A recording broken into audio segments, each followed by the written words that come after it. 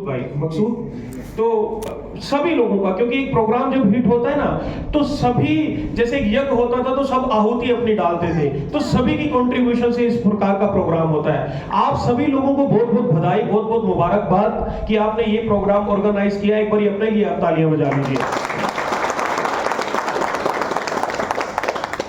मेरा नाम सूरज शर्मा है जी और मैं हरियाणा के अंबाला शहर से बिलोंग करता हूँ। हमारा शहर हरियाणा और पंजाब के बॉर्डर में है और कुरुक्षेत्र आपने सुना होगा, जहां पर महाभारत का युद्ध हुआ था, उससे जस्ट 40 किलोमीटर दूर हम रहते हैं। दूसरी तरफ चंडीगढ़ है हमारे से 40 किलोमीटर और हमसे 200 किलोमीटर दूर दिल्ली है। वहां से मैं बिलोंग करता हूँ। पिछले 16 साल से इस इंडस्ट्री में हूँ। मैं जब इस इंडस्ट्री में आया था तब आई वॉज 18 ईयर्स ओल्ड, मेरी उम्र 18 साल थी। मैं ग्रेजुएशन के फर्स्ट ईयर में था। मैंने अपनी जिंदगी में डायरेक्ट सेलिंग के अलावा कुछ नहीं किया। मेरा सौभाग्य रहा कि मुझे नौकरी करने से पहले ये इंडस्ट्री मिली, मुझे कुछ और नहीं करना पड़ा और जब मुझे ये इंडस्ट्री मिली मैं बहुत जल्दी इस इंडस्ट्री को समझ गया और मैंने अपनी जिंदगी सारी समर्पित कर दी इस इंडस्ट्री को। लेकिन मैं बात करूं आपसे अपनी, उससे पहले आज का दिन बहुत मूल्यवान है, वैल्यूएबल है। ऐसा इसलिए भी क्योंकि आज हमारी कंपनी का यहाँ पर प्रोग्राम हो रहा है, लेकिन आज के दिन की एक और खासियत है। वो खासियत ये है कि मेरे आइडल्स में से एक, जिनको बहुत सारे लोग हैं जिनको मैं अपना गुरु मानता हूँ, जिनसे मैं सीखता हूँ, उनमें से एक शख्स ऐसे हैं, शख्स नहीं कहूंगा, शख्सियत थे वो बहुत ऐसे इंसान थे जो जब तक ये दुनिया रहेगी उनको याद किया जाएगा। मैं बात कर रहा हूं क्रांतिकारी पंडित चंद्रशेखर आजाद की। आज उनका जन्मदिन है और अभी गुरप्रीत जी एक बात बोल रहे थे कि ये क्रांतिकारी सिस्टम है।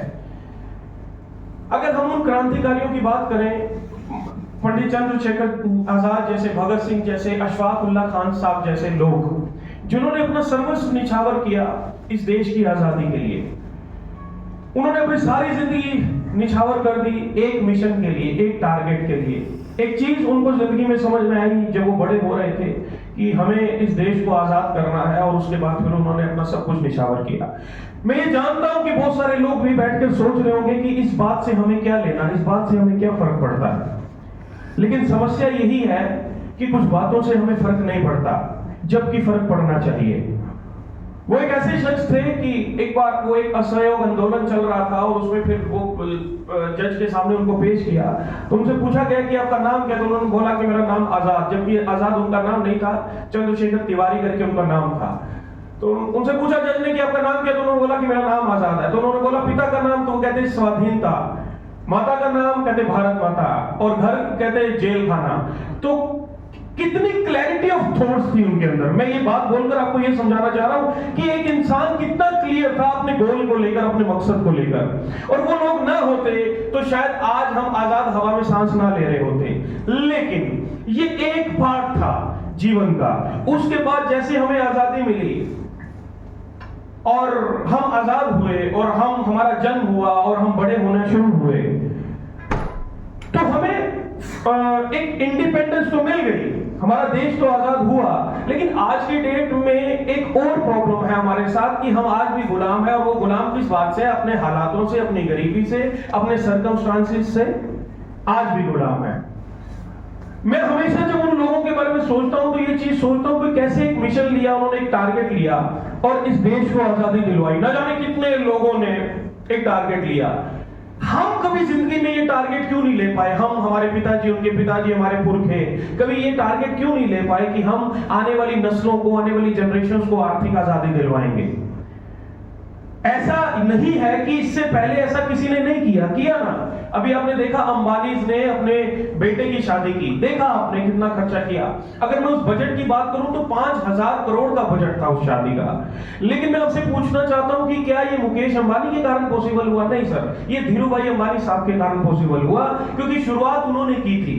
तो उन्होंने अगर शुरुआत की और शुरुआत करके आज तीसरी जनरेशन देखिए किस प्रकार से जी रही है, किस प्रकार से फैसिलिटीज हैं, तो हमारे भी तो कुछ लोग शुरुआत कर सकते थे ना, नहीं किया उन्होंने। हमारे भी तो बुजुर्ग शुरुआत कर सकते थे। ऐसा नहीं है कि हम उनकी कोई डिसरिस्पेक्ट करते हैं, हमारे पिताजी उनके पिताजी या उनके पिताजी डिसरिस्पेक्ट नहीं करते, लेकिन जो बात सत्य है वो तो माननी पड़ेगी। हमें ये समझना पड़ेगा कि जीवन में उन्होंने सिर्फ शायद जिंदगी गुजारने के लिए मेहनत की। हमें ये समझना पड़ेगा शायद दाल रोटी के लिए मेहनत करी, जिंदगी चलाने के लिए मेहनत करी। शायद उन्होंने डिसीजन ही नहीं लिया कि वो आने वाली जनरेशंस के लिए कुछ महान काम करके जाते, लेकिन क्यों नहीं लिया? क्या रीजन रहा होगा? और ठीक है उन्होंने नहीं लिया, तो इसका मतलब ये भी है कि हम भी ना लें आज। जैसे उन्होंने हमें जिंदगी दी, क्या वैसे ही जिंदगी हम भी देकर जाएंगे आने वाली जनरेशंस को? मैं आज आपसे अपने किसी प्रोडक्ट की बात नहीं करने आया हूं, मैं आपको ये नहीं कहने आया हूं कि आप मेरी कंपनी में आइए। मैं आज आपसे कुछ ऐसी बातें करने आया हूं जिससे शायद मैं आपकी सोच पे कुछ असर डाल पाऊं। देखिए, हमारा काम करना ना करना एक सेकेंडरी पॉइंट है, प्राइमरी कुछ और है। हमें समझना पड़ेगा हम जो भी जिंदगी में करते हैं उसके कुछ रीजंस होते हैं। आप यदि नौकरी कर रहे हैं, अपनी दुकानदारी कर रहे हैं, तो उसके कुछ डेफिनेटली रीजंस हैं। और हम लोग अगर ये काम कर रहे हैं, मैं गुरप्रीत सर की बात करूं,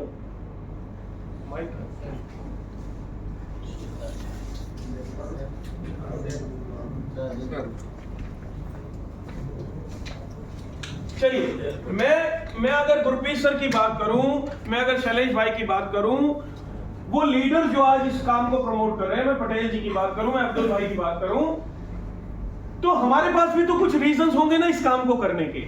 जैसे नौकरी करने के कुछ रीजंस होते हैं, पढ़ाई करने के कुछ रीजंस होते हैं, जैसे दुकानदारी करने के कुछ रीजंस होते हैं, ऐसे हमारे पास भी रीजंस हैं। मैं आपको सिर्फ आज ये कहना चाहता हूं कि आप सिर्फ ये समझिए कि हम लोगों ने इस काम को या इस इंडस्ट्री को क्यों चुना है। आप सिर्फ समझने की कोशिश कीजिए। यदि आपको हमारी बातें सही लगी, यदि आपको हमारी बातें सही लगी और आपको लगा कि हमारी बातों में दम है, तो ठीक है, फिर करिएगा हमारा काम। और यदि आपको लगा कि नहीं यार कोई दम नहीं है, कोई जरूरत नहीं है, तो मत करना। मेरा उद्देश्य ये नहीं है। अच्छा, आपको मेरी भाषा समझ में आ रही है? क्लियर है ना? यस। मेरा उद्देश्य ये नहीं है कि आप मेरी कंपनी के प्रोडक्ट खरीदो, आप मेरी कंपनी में आओ। ठीक है, वो बात की बात है, उसकी बात करेंगे, लेकिन मैं कुछ और बातें आज आपसे करना चाहता हूं। तो पॉइंट ये सर कि हमारे पूर्वजों ने इस बात का डिसीजन तो नहीं लिया, ये बात तो सत्य है कि उन्होंने ये डिसीजन नहीं लिया कि आने वाली जनरेशंस बहुत सुख समृद्धि में जिए। ये तो सत्य है। मैं हमेशा बोलता हूं कि प्यार में और सत्कार में एक डिफरेंस होता है। हम अपने पेरेंट्स से प्यार तो कर सकते हैं, लेकिन जहां सत्कार की बात आती है, सत्कार का मतलब होता है रिस्पेक्ट, और रिस्पेक्ट की जाती है आइडल की, रिस्पेक्ट की जाती है अपने रोल मॉडल की। जब हमसे ये पूछा जाए कि हमारा रोल मॉडल कौन है, तो शायद हमारा जवाब तो ये नहीं होता कि हम अपने पेरेंट्स का या उनके पेरेंट्स में से किसी का नाम लें। क्यों? क्योंकि उसका रीजन है, जो रोल मॉडल होते हैं ये वो लोग होते हैं जिनके बारे में स्कूल्स में पढ़ाया जाता है, जिनके बारे में इतिहास पढ़ाता है। और ये बात उतनी ही सत्य है कि हमारे पेरेंट्स में या उनके पेरेंट्स में से किसी भी व्यक्ति के बारे में स्कूल कॉलेजेस तो नहीं पढ़ाएंगे, इतिहास उनके बारे में तो नहीं पढ़ाएगा, क्योंकि इतिहास उनके बारे में पढ़ाता है जिन्होंने जन कल्याण के लिए, सोसाइटी के लिए, सोशल कॉज के लिए कुछ किया होता है, या जिन्होंने फिर बहुत बड़ा काम जिंदगी में किया होता है। और दुर्भाग्य से ऐसे दोनों में से कोई भी चीजें ऐसी नहीं है जो हमारे फोर फादर्स में से किसी ने की हो। ठीक है, वो नहीं कर पाए, बात खत्म हो गई। लेकिन आपसे सवाल ये है कि जो उन्होंने नहीं किया, क्या हम कर रहे हैं? उन्होंने जीवन को जिया, जो जिंदगी चलाने के लिए पैसा चाहिए था उसके लिए काम किया। खैर, पैसा भी नहीं मिला, क्योंकि एक मिडिल क्लास इंसान, एक लोअर मिडिल क्लास इंसान सारी जिंदगी पैसे के पीछे भागता है और पैसा उसके आगे आगे भागता है। क्योंकि पैसे कमाने के जो प्रिंसिपल्स हैं, पैसे कमाने के जो फंडामेंटल्स हैं, ये कहां पता है साहब लोअर मिडिल क्लास को? नहीं पता। वहम है, गलतफहमी है, भ्रम है। उनको लगता है कि शायद मेहनत करके पैसा कमा लिया जाएगा, शायद ईमानदारी से पैसा कमा लिया जाएगा, शायद पढ़ाई लिखाई से पैसा कमा लिया जाएगा, लेकिन ये सत्य नहीं है। बहुत बड़ा पैसा कमाने के प्रिंसिपल्स कुछ और हैं, बहुत बड़ा पैसा कमाने के नियम कुछ और हैं, और वो नियम हमें नहीं पता। पता भी कैसे होते? जिनको पता थे उन्होंने हमें नहीं बताए। क्यों बताएंगे अंबानी आपको? क्यों बताएंगे अडानी आपको? क्या लगते हैं हम फॉर्मूला तो उनके पास है, हमारे पास फॉर्मूला नहीं है। भैया मैथमेटिक्स का कोई सवाल है, फॉर्मूला से सोल्व होता है ना, और टीचर को वो फॉर्मूला पता होता है कि वो कैसे सोल्व होगा। अगर हमें पता लग जाए तो सोल्व हम भी कर दें, लेकिन वो फॉर्मूला जिससे बड़ा पैसा बनाया जाता है, वो फॉर्मूला तो अमीरों के पास था, और वो फॉर्मूला उन्होंने नहीं बताया हमें। और हैरानी की बात है, हमें जो पता था, जितनी समझ थी, जितना ज्ञान था, हम उस ज्ञान से लगे रहे। लेकिन आज रुक कर ये सोचने और समझने की जरूरत है कि भाई हमारी बात जीवन में बनी क्यों नहीं? इतनी मेहनत करने के बाद भी जिंदगी में अमीरी आई क्यों नहीं? इतनी मेहनत करने के बाद भी वहां क्यों नहीं पहुंचे जहां पर आज बड़े बड़े लोग हैं? सवाल तो इस बात का है सर। इसको समझने के लिए आज आपको एक चीज एक्सेप्ट करनी पड़ेगी। मैं बहुत आदरपूर्वक तरीके से आप इससे एक बात बोलने जा रहा हूं, मेरी बात का बुरा मत मानिएगा, क्योंकि सत्य जो होता है थोड़ा सा कड़वा तो लगता है, लेकिन वो लगे उससे सत्य तो नहीं बदलता। सच ये है कि आज हम सभी लोग अपने आप को समझदार मानते हैं, हमें गर्व होता है अपनी समझ पे। हमें कोई व्यक्ति कुछ भी समझाने लगे तो हमें लगता है कि यार ये क्या समझाएगा, मैं भी तो पढ़ा लिखा हूं, मैंने भी तो जिंदगी देखी है, मैंने भी तो दुनिया देखी है। लेकिन सच ये है सर कि हमारी जो समझ है वो बहुत सीमित समझ है, हमारी जो अंडरस्टैंडिंग है वो बहुत लिमिटेड है, और हमें इस बात को मानना पड़ेगा। क्यों मानना पड़ेगा? हमें लगता है, हमें वहम है इस बात का कि समझ हमारी अपनी है। नहीं सर, वो समझ हमारी अपनी नहीं है, वो समझ हमें किसी ने दी थी। क्योंकि जब हम पैदा हुए तो हम सेब को पहचानना नहीं जानते थे। हरा रंग कैसा होता है हमें नहीं पता था कि ये रंग हरा है, ये रंग नीला है, हमें किसी ने बताया। हमें पेन पकड़ के लिखना किसी ने सिखाया, हमें ए फॉर एप्पल किसी ने सिखाया। अगर ए फॉर एप्पल ना सिखाकर ए फॉर कुछ और सिखाया जाता तो हम वो सीख लेते ना। हमारी माँ ने हमें पानी का मतलब पानी बताया, हमारी माँ ने समझाया, क्योंकि पहला गुरु माँ होती है इंसान की। बच्चे की पहला जो गुरु होती है, जो फर्स्ट टीचर, वो माँ, क्योंकि बेसिक शिक्षा तो वही देती है ना कि बेटे पानी, ये पानी है, अच्छा भूख लगी है तो खाना है। वो बच्चा अपनी माँ से सीखता है। लेकिन जब थोड़ा सा बड़ा होता है तो फिर वो दूसरे गुरुओं के पास जाता है। मैं आपसे ये पूछना चाहूंगा कि इस दुनिया के जो महान लोग बने, महान लोग, उनके गुरु भी तो महान थे। यस। उनके गुरु भी तो महान थे। अगर हम भगवान राम की बात करते हैं तो महान थे ना गुरु वशिष्ठ, महान थे ना विश्वामित्र। अगर हम बात करें चंद्रगुप्त मौर्य की तो महान थे ना चाणक्य। महान गुरुओं ने तो महान स्टूडेंट्स को बनाया। महान लोगों के पीछे कारण था उनके महान टीचर्स। हमारे टीचर्स कौन थे? अच्छा हमारे टीचर छोड़िए, आपके बच्चों के टीचर्स आज कौन है? जरा इस बात पे ध्यान दीजिएगा।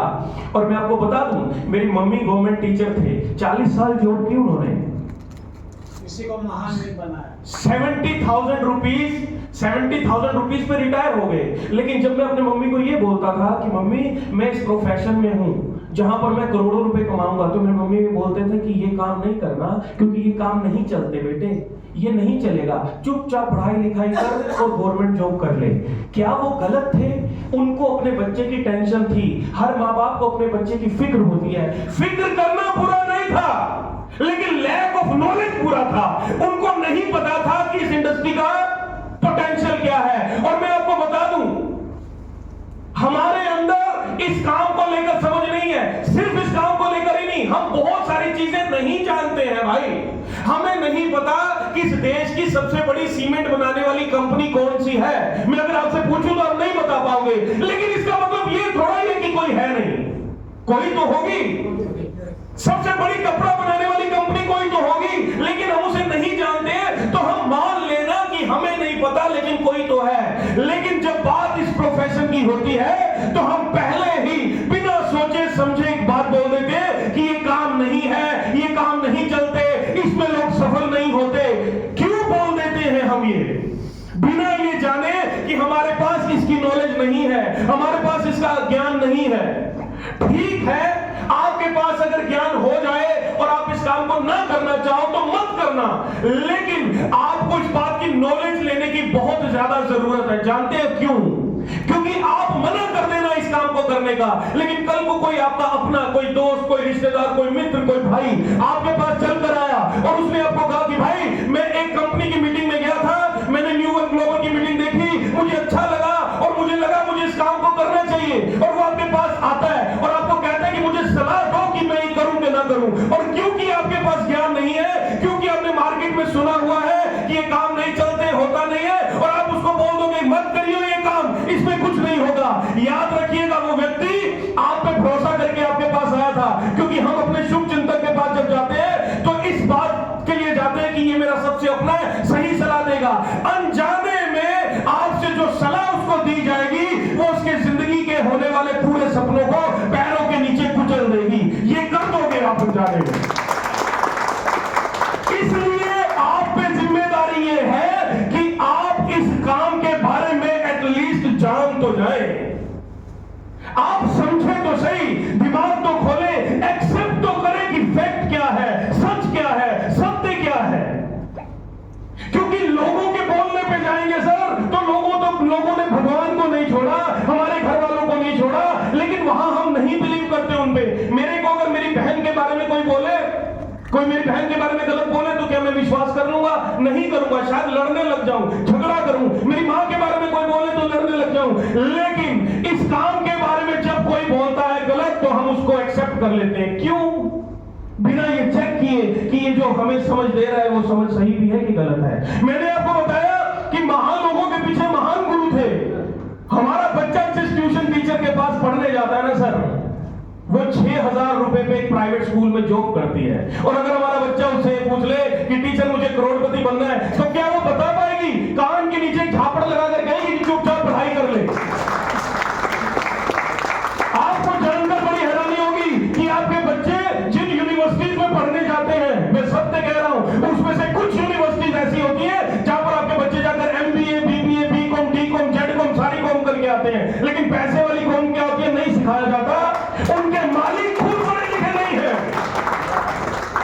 उनके मालिक खुद पढ़े लिखे नहीं है। ऐसी कई यूनिवर्सिटीज में दिखा सकता हूं, ऐसे कई पॉलिटिशियंस दिखा सकता हूं जिनके पास खूब धन दौलत पैसा रुतबा है, वो पढ़े लिखे नहीं है।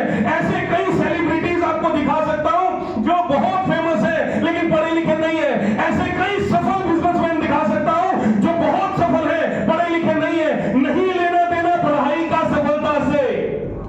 लेकिन हमारे टीचर्स ने हमें क्या पढ़ाया? पढ़िए सफल हो जाएंगे, मेहनत कीजिए। मेहनत तो सर यूपी बिहार से उठकर जाने वाला पंजाब में वो मजदूर पिछले 30 साल से कर रहा है, जो वहां पर जाकर धान रोप रहा है। क्यों नहीं हुआ सफल? जून के महीने में जब हमारे हरियाणा पंजाब में पूरी गर्मी पड़ती है, वो व्यक्ति मेहनत कर रहा है, फिर क्यों नहीं हुआ वो सफल? क्योंकि अमीरी के प्रिंसिपल कुछ और है, हमें कुछ और बढ़ा दिए गए। और ताज्जुब की बात तो ये है कि हमें नहीं पता अमीरी कैसे आएगी, फिर भी सलाह देते हैं लोगों को, फिर भी बताते हैं ये कर ले, वो कर ले, वो कर ले, ये कर ले। क्या होगा वो करके सर? हैरानी की बात है, जब पांडवों को वनवास हुआ, वो गए और प्यास लगी तो पानी पीने के लिए एक भाई को भेजा, तो गया पानी पीने लगा तो वहां पर एक यक्ष बैठा था। उसने कहा मेरे सवाल का जवाब दे देकर नहीं दिया तो जान से जाएगा। उन्होंने पूछा बताओ, वो कहता सबसे बड़ा आश्चर्य क्या है इस दुनिया में? आश्चर्य समझते हैं? हैरानी वाली बात। तो नहीं जवाब दे पाया, जान चलेगी। फिर दूसरा, तीसरा, चौथा। युधिष्ठिर सबसे ज्ञानी माने जाते थे, गए देखा भाई सारे मृत पड़े थे। तो यक्ष ने पूछा कि जवाब दे दिया तो सबको जिंदा कर दूंगा। वो कहते सवाल क्या है? उन्होंने कहा कि सबसे बड़ा आश्चर्य क्या है इस दुनिया का? युधिष्ठिर ने जवाब दिया हर रोज लाखों लोग मर रहे हैं, फिर भी हर व्यक्ति ये सोचता है कि मैं तो नहीं मरूंगा, मैं तो अनंत काल तक जीवित रहूंगा। इससे बड़ा आश्चर्य और क्या हो सकता है? मैं आपको ये कहना चाहूंगा, हमने जो किया वो करके अमीर नहीं हुए, फिर भी वही करे जा रहे हैं। इससे बड़ा आश्चर्य क्या होगा दुनिया का? वही करते हुए हमें लगता है कल बात बन जाएगी, परसों बन जाएगी। धूप जगाते भगवान क्या कर कहते हैं मौका दे दे। लेकिन वो जब मौका देता है और इस तरीके की मीटिंग में बिठाता है और बाहर निकलकर वो व्यक्ति जो आपको लेकर आया होता है वो पूछता है भाई करेगा क्या? तो आप कहते हैं नहीं, उसी चाचा से पूछूंगा जो निकम्मा है, उसी दोस्त से पूछूंगा जो जिंदगी में कुछ नहीं कर पाया, उसी से पूछूंगा जो करियर होकर बैठा है। और उसके पास जाते हैं और पूछते हैं भाई मैं कंपनी की मीटिंग देखकर आया हूं, कर लूं क्या? भाई मैं एक मीटिंग में गया था जहां पर कुछ लोग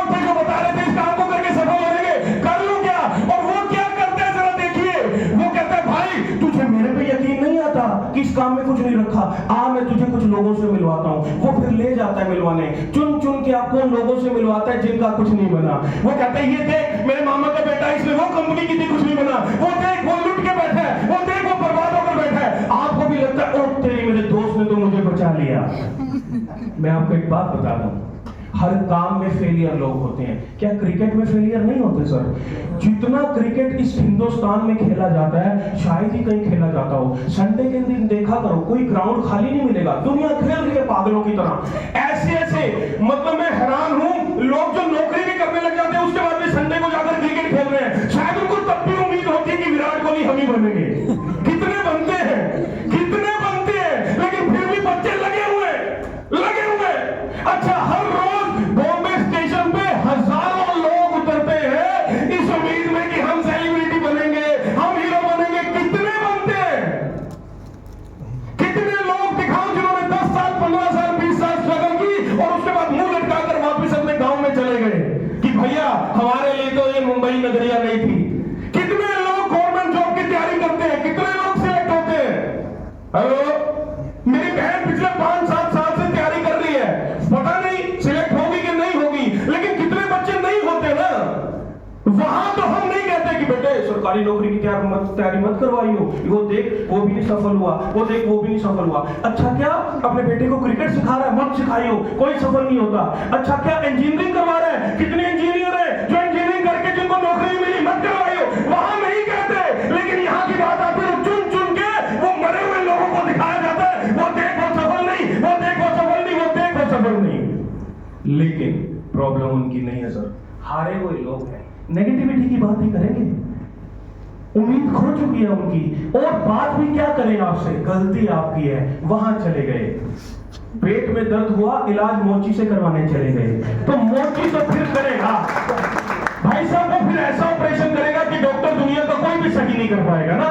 वो तो फिर कहीं से काटेगा, कहीं जोड़ेगा।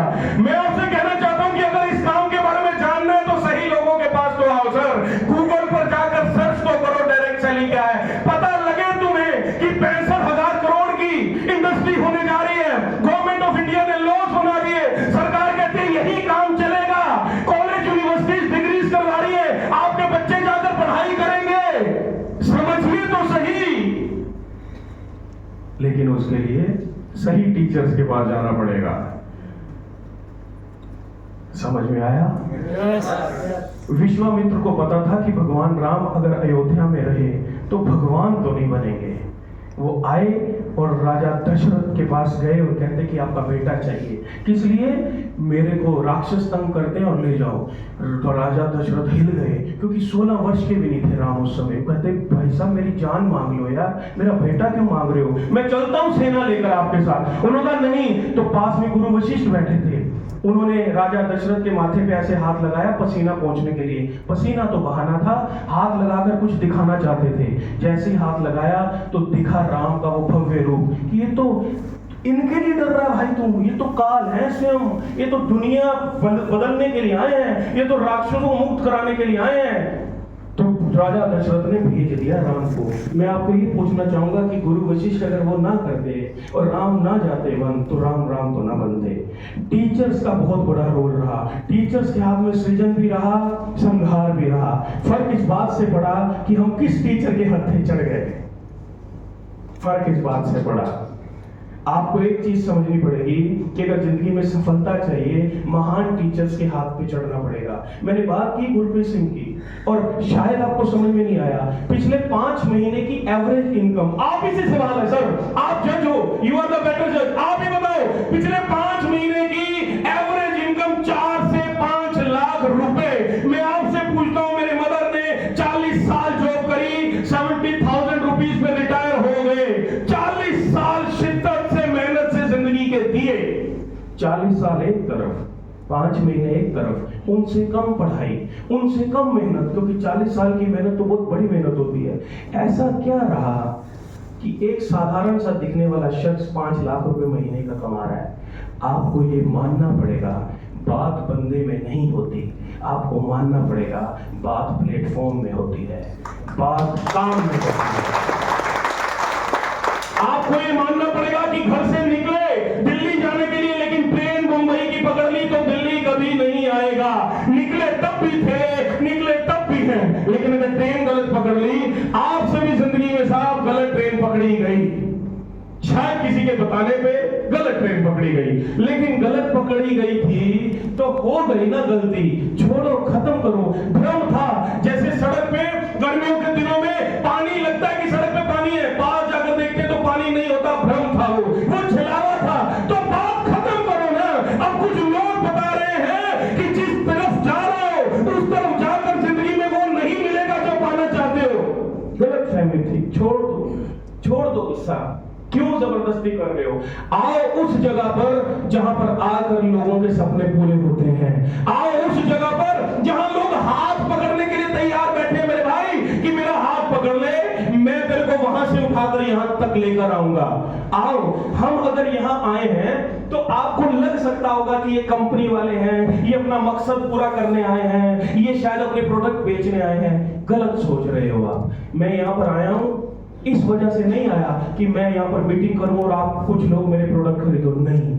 मैं इसलिए आया हूं कि Gujarat state new one global की सबसे बड़ी टर्नओवर प्रोड्यूसिंग स्टेट बने। लेकिन इससे आपका क्या होगा? अगर यहाँ पर 2-4 हजार करोड़ 5,000 करोड़ का टर्नओवर क्रिएट होता है तो आपका क्या होगा? क्योंकि जितना बड़ा टर्नओवर क्रिएट होगा उतने बड़ी डिस्ट्रीब्यूशन आप लोगों के बीच में की जाएगी। अगर सबसे बड़ी गुजरात स्टेट बनेगी टर्नओवर के मामले में, तो सबसे बड़े अचीवर भी तो गुजरात में पैदा होंगे फिर। और मेरा क्या लालच है?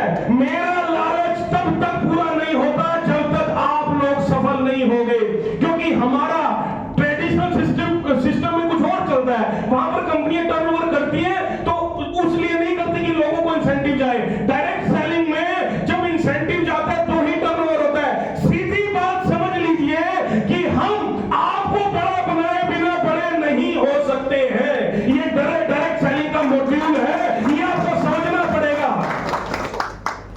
हेलो, ये आपको समझना पड़ेगा कि यहां पर हम आपको बड़े बनाए बिना बड़े नहीं हो सकते हैं। और मैं एक चीज आपको कह रहा हूं कि हम तो भाई साहब इस फिराक में हैं कि हम अपनी कंपनी को एस्टेब्लिश करना चाहते हैं। हम तो बहुत बड़ा लेवल क्रिएट करना चाहते हैं। और मैं हर जगह बोलता हूं कि जब दोनों तरफ से जोर लगता है तो अचीवमेंट बड़ी होती है।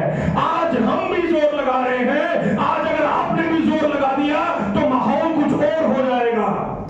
लेकिन उसके लिए एक डिसीजन लेना पड़ेगा, उसके लिए एक निर्णय लेना पड़ेगा। और निर्णय लेने के लिए मन चाहिए होता है। और मन कहां से बनता है? एक व्यक्ति था, कहीं जाने के लिए घर से निकला, जंगल आया, जंगल में बहुत धूप थी, उसने सोचा कुछ देर आराम कर लेता हूं। एक पेड़ दिखा उसे, बड़ी ठंडी छाया उस पेड़ की, उसको लगा यार इसके नीचे बैठता हूं और थोड़ी देर आराम करता हूं। बैठा, अब गलती से वो जो पेड़ था वो कल्प वृक्ष था। कल्प वृक्ष समझते हैं? एक ऐसा पेड़ जिसके नीचे बैठने से आपके मन में जो भी आता है वो पूरा हो जाता है। वो व्यक्ति बैठा और उसके मन में आया कि यार इतनी गर्मी में अगर कोई ठंडा शीतल जल मिल जाए तो बात ही बन जाए। क्योंकि कल्प वृक्ष था तो सामने वो जल आ गया। उसने, प्यासा व्यक्ति कुछ नहीं सोचता है, उसने वो पी लिया। उसके बाद उसको लगा अब जल पी लिया तो भूख लगी, उसको लगा कि काश भोजन आ जाता, तो बहुत बेहतरीन तरीके का भोजन उसके सामने आ गया। वो भोजन कर लिया तो मन में आया कि यार थोड़ा आराम करने को मिल जाता, काश यहाँ पर बेड होता, तो एक अच्छा सा बेड उसके लिए वहां पर पेश होकर वो सो गया। जब सोकर उठा, पेट भर चुका था, पानी की प्यास मिट चुकी थी, खाना खा चुका था, अब विचार चलने शुरू हुए। अब उसने सोचना शुरू किया, यार पानी मांगा पानी आ गया, भोजन मांगा भोजन आ गया, बेड का सोचा बेड आ गया, ये चक्कर क्या है? कोई भूत प्रेत तो नहीं यहाँ पर? भूत प्रेत तो नहीं। अब भूत प्रेत का सोचा, भूत पैदा हो गया सामने, बड़ा सा भूत, लाल लाल आंखें, सींग बड़े बड़े दांत। अब वो देखा तो अब वो परेशान हो गया, उसे लगा ये भूत मुझे खाएगा।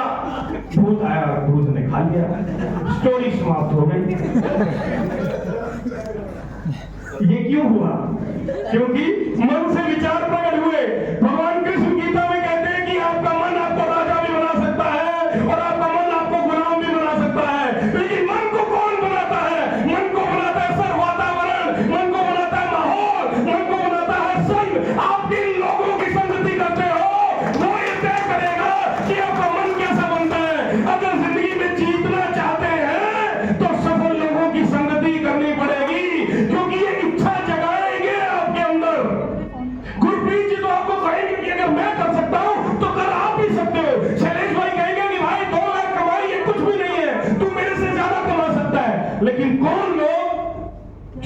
जीवन है। आपको ये समझना पड़ेगा कि आपने इन लोगों के साथ चिपक के रहना है, क्योंकि रहेंगे तो किसी के साथ है ही ना, तो क्यों ना सफल लोगों के साथ रहा जाए। बात समझ आ रही है? और अगर आपको लगता है कि आपको तो ये काम करना नहीं आता, आपको तो बोलना नहीं आता, कपड़े पहनने नहीं आते, तो भाई साहब हमें भी नहीं आते थे। शादी होने से पहले क्या शादी करनी आती है? कोई कोर्स करवाया जाता है क्या कि शादी के बाद की ट्रेनिंग, कि ऐसी जिंदगी होगी कि हालात बदल जाते हैं, जज्बात बदल जाते हैं भाई साहब, उसके बाद पहले कुछ और बाद में कुछ और। लेकिन वहां जरूरत होती है तो कर लेते ना। यहां पर भी अगर इच्छा है तो हम सिखा देंगे, हम समझा देंगे, हम सब कुछ करवा देंगे। लेकिन इच्छा आपकी अपनी होनी चाहिए। उसका कोई निवेदन नहीं बनाया हमने कि 2 कैप्सूल सुबह 2 कैप्सूल शाम, इच्छा आ गई अंदर। उसका कोई कैप्सूल, काश ऐसा कोई फॉर्मूला होता तो मैं आपको जरूर देता। इच्छा आपकी अपनी है, और इच्छा अगर अभी भी जागृत नहीं हुई तो अपने आप से पूछना कि हो सकता है आपको लगता हो कि आपकी तो जिंदगी बीत चली है, आपकी तो लाइफ कट गई, अब बच्चे क्यों भाई, क्यों? अभी भी तो काम करना ही है ना, अभी भी तो कुछ ना कुछ करना ही है ना, तो आज से क्यों नहीं? फिर ये किस बात का डर है? जरा सोचिए उन बच्चों का जो इस बात की वेट में है कि हमारे पिताजी तो हमारे लिए कुछ करेंगे, क्योंकि हम भी यही सोचते हैं कि उन्होंने कुछ किया होता, तो बच्चे भी यही सोचेंगे आज से 20 साल बाद की कुछ नहीं किया। सोचिए उस वाइफ के बारे में जिसको आज तक बहाने दिए हमने। उसने कहा घुमा दो, हमने कहा हाथ टाइट है। उसने कहा चप्पल दिलवा दो, हमने कहा टांगा लगवा ले चप्पल को, अगले महीने ले लियो।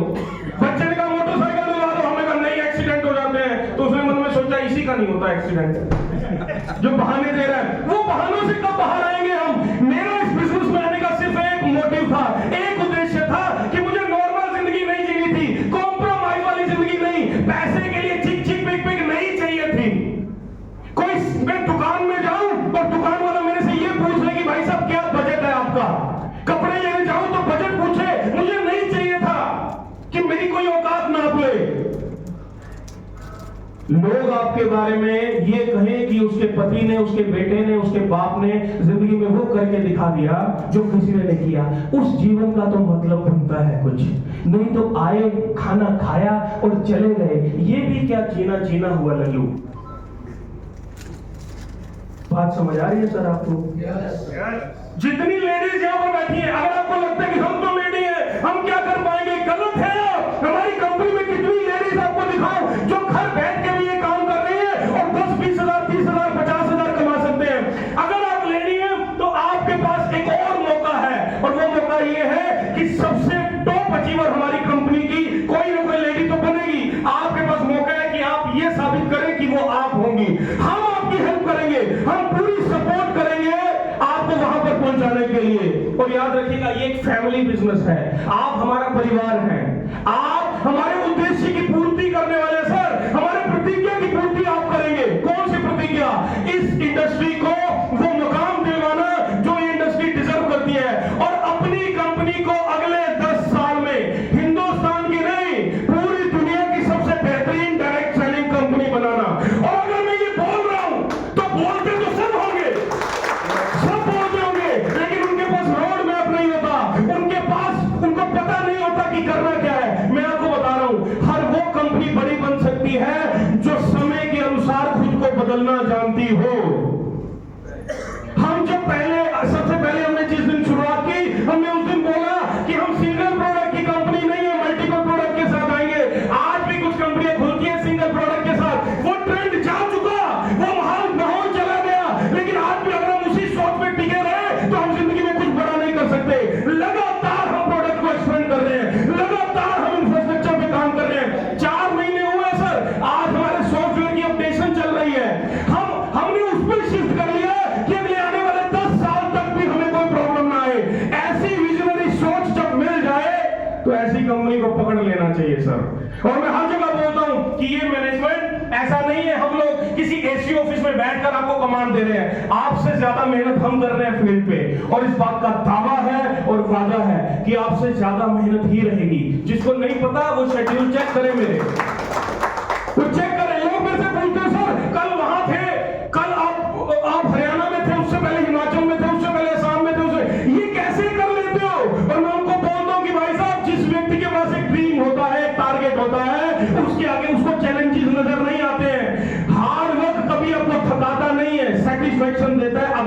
मतलब का हार्डवर्क है। तो